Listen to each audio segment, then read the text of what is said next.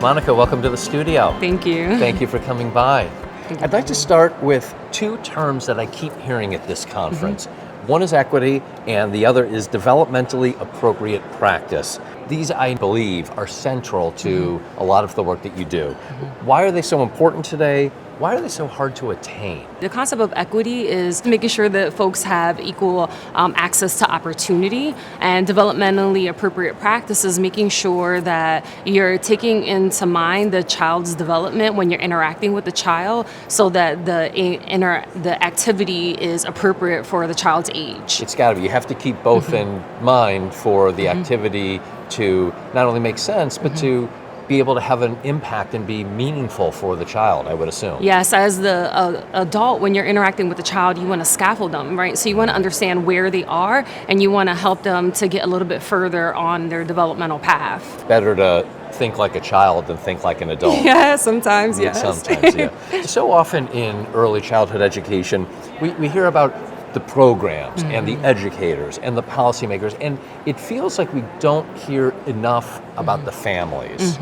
What is the difference between involving versus engaging families? Sure, and before I answer that question, I want to start off by saying that oftentimes we forget that parents are the first and the primary teacher for the child. They're with the child as soon as the child is born, they're with the child through the programs and schooling, and they're with the child afterwards. So we need to make sure that we're thinking about the role, the central role that parents are Do playing. you talk to parents about that? Do you talk to them about that part of the role of parenting is teaching? Yeah, absolutely. I do work with many different parent engagement programs, and a key part of that is helping the parent to feel self-assured in their role as the teacher for the child. It is a confidence question often, isn't it? Yeah, absolutely, and self-efficacy as well. So sometimes parents don't realize how much they know. A parent can very easily change the direction of the child's emotion. The parent can very easily help a child transition to another activity, and they may not realize that they have that key skill that others,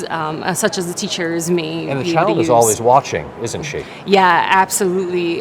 So one of the key roles of parents is to model for their children as well, because the children are always watching. So I'm sorry, I threw you off. No. Involving versus engaging. Absolutely. So the idea of involving is very activity focused. This is an idea, and I'll use a preschool center as an example. The preschool center setting activities for parents to engage in, and then inviting the parents to be involved in those activities. While that's important and necessary, one thing that we know from the research is that you really need to engage parents, and engagement is more focused on a positive goal-oriented relationship. So rather than being activity focused, you're really focusing on building a relationship with the parent so that you can set goals for the benefit of the child. So it's not just Mrs. Jones, come over here and help us with the block building today, but it's Mrs. Jones, let's talk about the goals for your child. Here are the things that he or she can achieve, and let's talk about different paths where you can help your child get there. Absolutely. And that sense of shared goal setting and power sharing is really central to the idea of authentic parent engagement, really being a partner with the parent and engaging the parent in a way that's meaningful for them. So you focus on the Latino community, and you've examined how Latino cultural values and beliefs shape Latino behaviors related to parental engagement in their young children, in the learning and development. What have you researched in that area? What have you found? Sure, I can tell you a little bit about my dissertation. And for my dissertation, I focus exclusively on recent Latina immigrants. And I looked at what research says is the definition of parent engagement, any support that the child provides to their parents. And then I compared that to what surveys we use to measure parent engagement. And then I also talked with the parents in a sort of open-ended way and asked them, based on this definition of parent engagement, how are you engaged? What I found is that Latina parents were engaging in activities that were not captured on surveys of parent engagement, and that those activities relate directly back to cultural values and beliefs. So it's explaining this is why the parent is doing this. They have these cultural values and beliefs,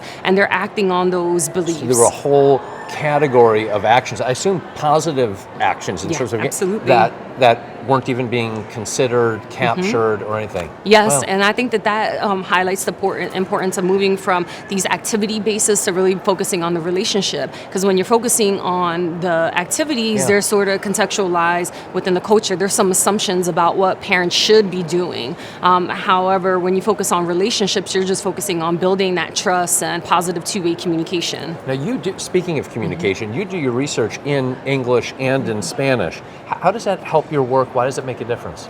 Well, because some parents don't speak English, and we still Well, thank value you. their. Okay, so you ask a dumb question, you get an obvious answer.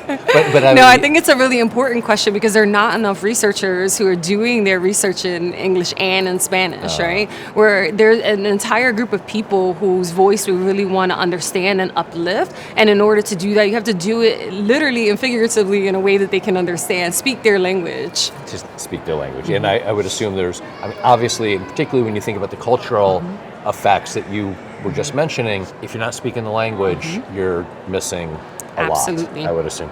Speaking of culture, speaking of language, and speaking of families, which you touched on earlier, the importance of valuing learning, valuing education at home, and the opportunity that can come by finding even simple ways. There's a lot of talk about equity, and there's a lot of talk about the very, very real challenges of poverty in various communities.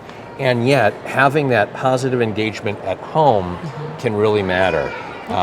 That's something that's happened to you in your life. Yeah, absolutely. So I will share that the reason why I became interested in parent involvement and family engagement is because when I looked at the literature, I realized that the experiences that I was having, that the things that my mother was doing was just not reflected in the literature. And What was she doing? Communicating the importance of education, right? Even though she could not sit down and help me with my homework, she was making space for me to do my homework. She was making it a priority for as soon as I come home from school, I sit down and I do my homework because education is really important. And that very communication of the importance of education and helping the child to develop some grit or some goals around education is family engagement. And now she's got a PhD. Yes. I'm sure she's not proud. Yes, my mom is very proud. I'm sure. Monica, thank you. Thank you for your work. Thank you for coming by the studio. Okay, thank you so much.